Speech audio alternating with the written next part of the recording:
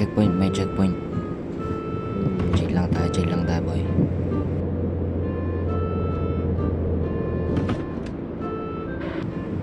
Hoy sir, wait lang sir, pareno ko nito. Okay na.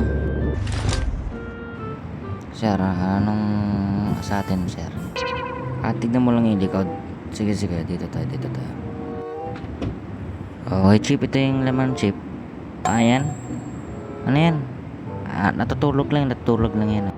Medyo mababa kasi yung binayan namin, siguro, kaya ganyan. Oo naman, chip. Sigurado ako dito. Tingnan mo, ganyan ang ganda ng post niya, Nakaganyan po siya, Wow. Okay na, chip. Sara ko na. Yung, thank you, chip. Sige, mauna na kami. Medyo nagmamadali kami. Grabe. Hindi ka na ako dun. Buti hindi na halata. Oy, chip. Sige, una na ako, chip, Okay. Tandaan na. Okay na.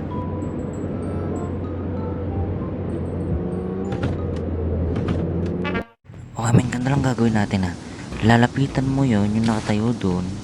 Which is yun yung nakabalit. Nakita mo yan? Ligan mo agad boy. Sige, punta mo na dun. Putik, magpa 5 minutes na siyang nandun. Tangin naman nun. Ang tragis na to. Nakipag-usap pa yata Hello there. Putik talaga tong kumag na to. Sigurin ko na nga. Uy! Tragis ka, anong ginagawa mo? Nakipag-usap pa sa amin, kapatay mo. Halika dito. Sabi ko, ayusin mo. Halika dito. Ayusin mo.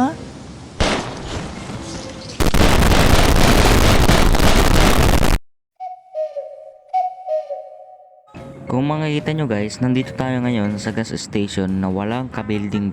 So nagtatrabaho ko dito at si Otoy kasi wala na kami pera. No boy.